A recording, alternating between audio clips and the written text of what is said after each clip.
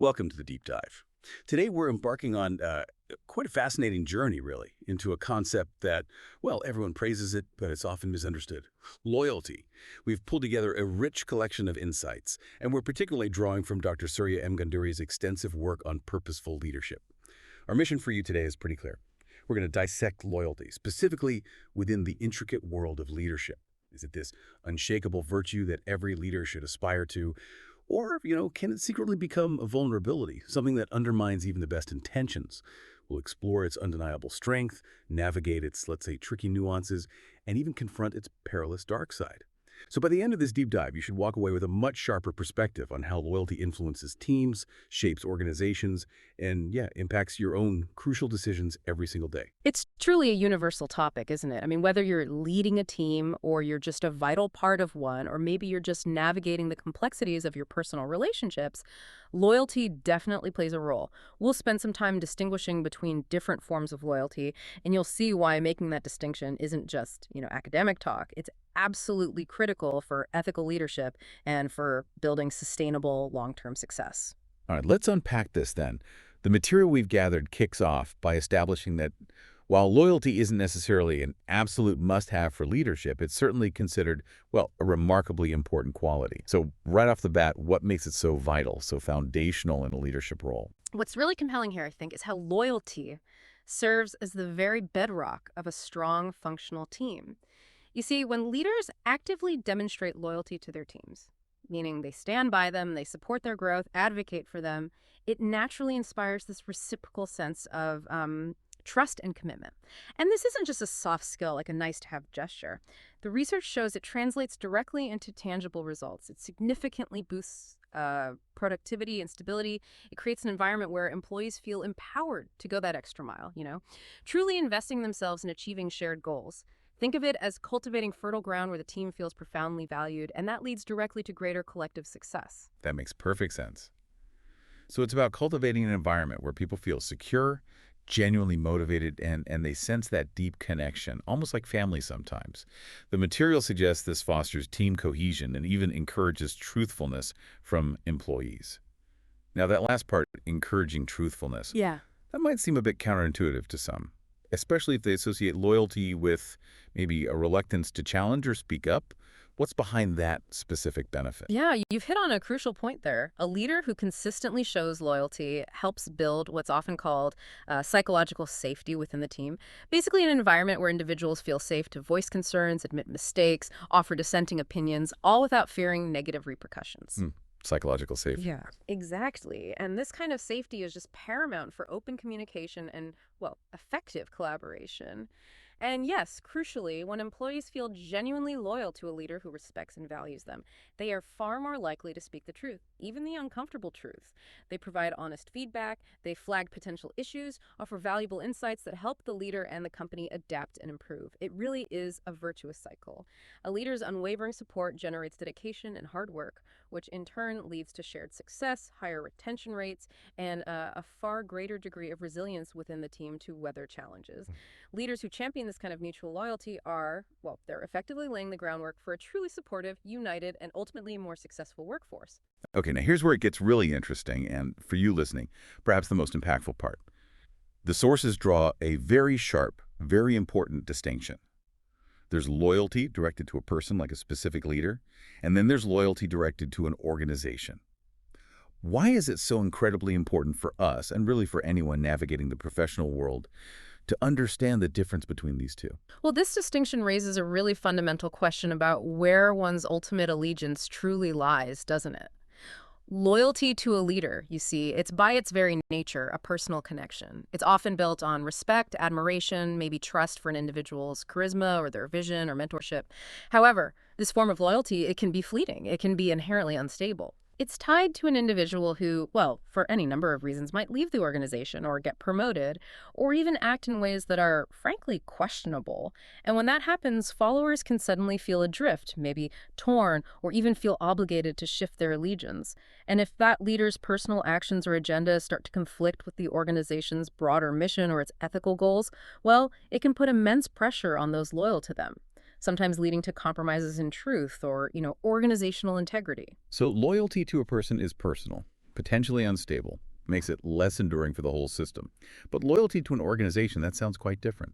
More robust, maybe, more permanent. Absolutely. Organizational loyalty is fundamentally mission-driven. It's a commitment to the company's overarching goals, its stated mission, its core values, rather than to a specific individual who just happens to be in charge at that moment. This is a far more stable and enduring form of allegiance. Why? Because it isn't dependent on the presence or the decisions or even the moral compass of any single leader. It creates a much stronger foundation for the company's collective success because everyone is aligned with a common higher purpose. The material we looked at makes it abundantly clear. Loyalty to an organization is generally more effective and, you could argue, more ethical as an approach. It protects the integrity of the organization by focusing on enduring principles and that shared purpose, rather than just personalities. And that fosters a healthier culture, which is crucial for making sound decisions that align with the organization's long-term health and success. Imagine the difference. One's like building a house on shifting sand. The other, solid rock. Okay, we've covered the powerful good that loyalty can do, but now we really have to turn to its darker aspects.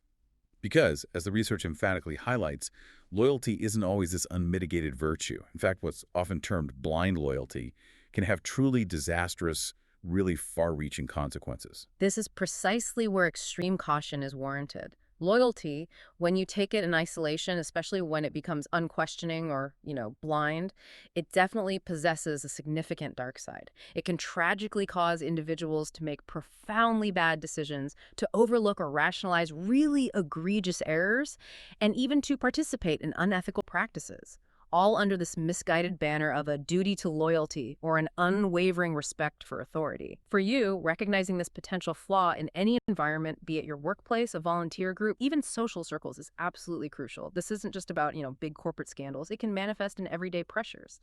So what does that look like in practice then? How does this duty to loyalty actually manifest itself in a detrimental way in a real-world scenario? Well, the sources offer some pretty stark warnings through numerous examples. It can lead directly to compromised ethics, where individuals choose to overlook or maybe even actively enable bad behavior. And this can range from minor infractions to serious financial dishonesty, theft, or widespread corruption. Consider the prevalence of, say, nepotism and cronyism, where positions or favors are granted based on personal loyalty rather than merit. We see that in government and business settings. Right. Or think about organizational cover-ups, where individuals stay silent or actively conceal damaging information to protect an individual or a group, rather than upholding truth or justice.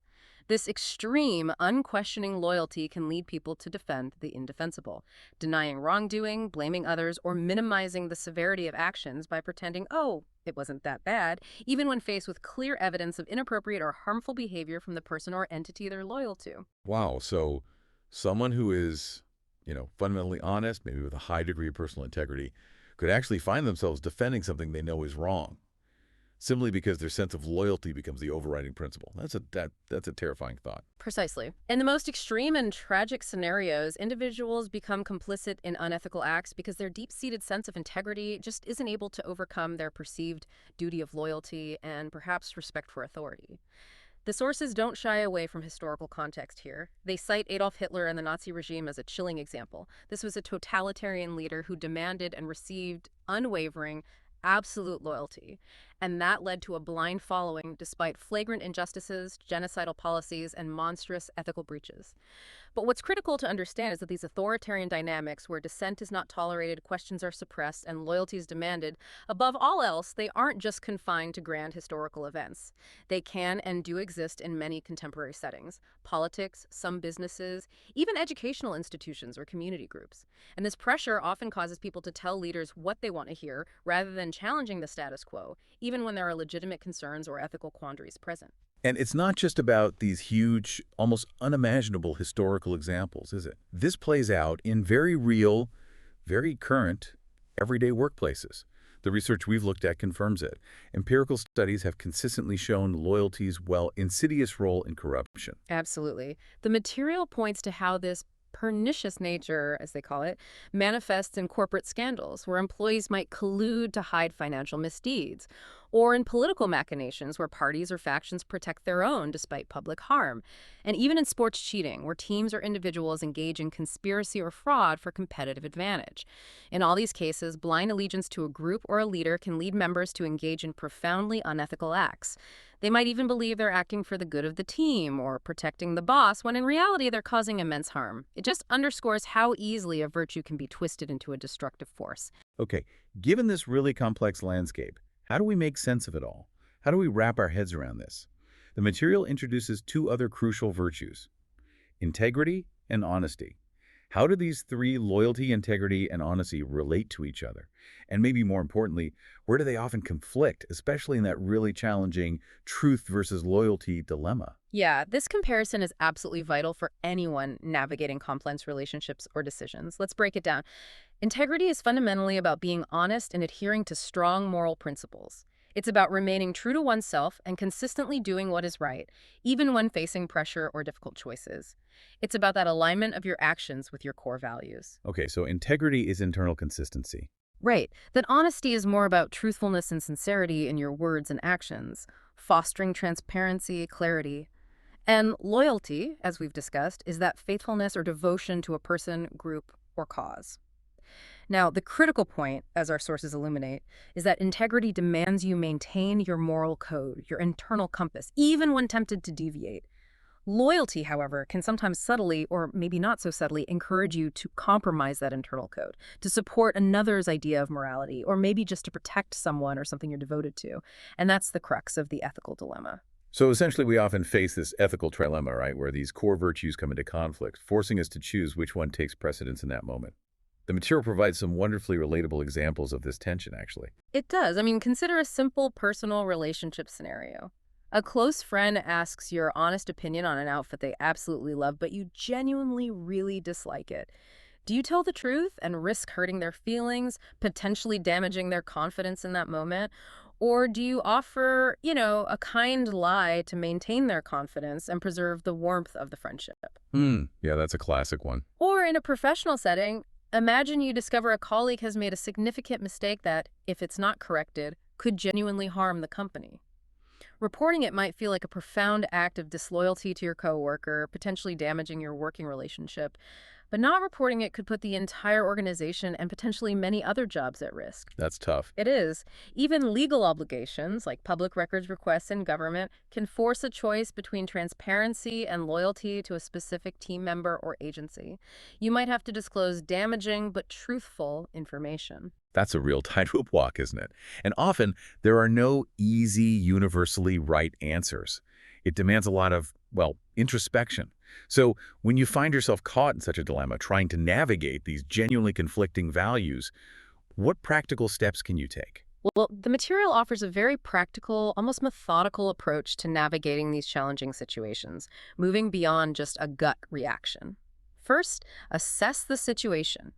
Take a deliberate moment to evaluate the context. What are the known facts? What are the potential immediate and long-term outcomes of each possible decision? Who specifically will be affected? Okay, get the facts straight. Second, consider the impact. Look beyond the immediate discomfort. Think deeply about the long-term implications of prioritizing honesty versus loyalty. Will honesty ultimately strengthen or weaken things over time? What kind of precedent are you setting? Long-term view. Got it. Third, communicate openly, but only where possible, of course. If the situation allows, consider having an open and honest conversation with those involved. Sometimes, just explaining your dilemma and your values can lead to a collaborative resolution, or at least clarify your position and intentions. Makes sense, if you can. And finally, fourth, reflect on your core values. Ultimately, your decision needs to align with your deepest, most fundamental principles. What matters most to you in this situation? Where does your moral compass truly point?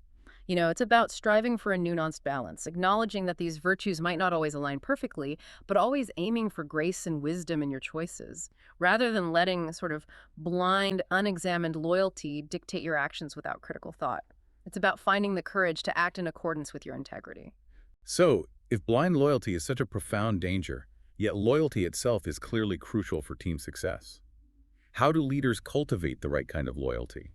How can you inspire deep dedication and commitment from your team without inadvertently falling into those ethical traps we just discussed? It truly comes down to this idea of mutual, earned commitment.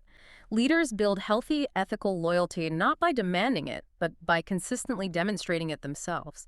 This means supporting their team members, standing up for them in difficult times, prioritizing their well-being and professional growth, and creating an environment where they can thrive. It's absolutely a two-way street. It's earned through consistent service, inspiration, and genuine partnership, never simply demanded by virtue of position. The research we've looked at strongly emphasizes this reciprocal relationship. That's the foundation for true trust and reliability. That's a powerful distinction. Earned, not demanded. So what are some of those concrete, actionable behaviors leaders can adopt to genuinely earn this kind of healthy, ethical loyalty from their teams? The material provides a pretty comprehensive blueprint. It does, yeah. It lays out several key behaviors that really differentiate truly effective leaders in this regard. First, demonstrate genuine care and commitment. This goes beyond just lip service. It means showing authentic interest in your team's success, their growth, their personal well-being through consistent actions, not just words. It's mentorship, really, not just management. Actions speak louder. Second, be consistent in words and actions. Leaders earn loyalty when their principles are unwavering and their behavior actually aligns with their stated values. Inconsistency just erodes trust and therefore loyalty. Third, actively advocate for your team. Stand by them, especially during challenging times. This means shielding them from unfair criticism, fighting for resources they need, helping them develop, and ensuring lessons are learned from mistakes rather than just assigning blame. Being in their corner. Exactly. Fourth, prioritize loyalty to the group and mission. Healthy leaders make sure their primary allegiance is to the organization's goals and that shared purpose. They act as stewards of the mission rather than as personal sovereigns, making decisions that benefit the collective, not just their own ego or power. Fifth, lead with transparency and trustworthiness. Openly communicate company goals, challenges, decisions, even when it's difficult. This builds a foundational layer of confidence and allows team members to feel truly invested and informed. Open communication. Crucial. Sixth, show appreciation and recognition. Actively and genuinely acknowledge and celebrate the efforts and valuable contributions team members bring. People really need to feel seen and valued. Seventh, demonstrate empathy. Understanding and genuinely caring about your team members' perspectives, their struggles, their aspirations, that fosters a much deeper, more resilient level of loyalty than any mandate ever could. Eighth, invest in employee growth and development. Provide tangible opportunities for professional development, mentorship, acquiring new skills, career advancement. When people feel their future is invested in, they invest back. Makes sense. Mutual investment. Ninth, empower your team. Distribute responsibility and autonomy. Give team members genuine ownership over their work and decisions. This signals trust and fosters accountability, which in turn deepens their commitment. And 10th, maybe most importantly, model the desired behavior. Leaders absolutely must consistently uphold high ethical standards and demonstrate unwavering integrity in all their decisions and actions. You simply cannot expect loyalty to principles you don't embody yourself. Wow, that truly sounds like a comprehensive and actionable approach. Not just for building loyalty, but really for creating a foundation of trust and a genuinely positive organizational culture. The research also really emphasizes that organizations themselves should clearly articulate their values to explicitly counter any tendency towards blind loyalty. Absolutely. The organization's values should be crystal clear, making it unequivocally obvious that achieving goals is never to be done at any cost, meaning unethical behavior is fundamentally unacceptable and won't be tolerated. And crucially, any form of unethical behavior must not only be discouraged, but actively reported, even if it involves a senior leader or, the boss themselves. This requires building systems that actually protect whistleblowers and reward integrity. When loyalty is actively promoted and nurtured alongside other robust values like integrity, fairness, transparency, then it truly becomes a powerful force for good, a catalyst for excellence in ethical conduct, rather than a dangerous liability that can lead to those disastrous consequences. It transforms into loyalty to integrity, not over-integrity. Yeah. This deep dive has truly shown us that loyalty is an incredibly powerful, productive force.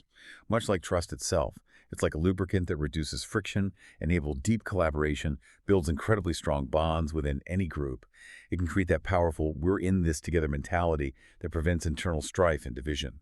But as we've definitely seen, it's also a remarkably double-edged sword, a force that can be meticulously earned over a long period, yet destroyed almost instantly by betrayal, dishonesty, or just a single act of misplaced allegiance. For you then, perhaps the most critical takeaway from all this is recognizing and actively discerning that profound difference between loyalty directed at an individual and loyalty directed at a higher mission or a set of enduring principles.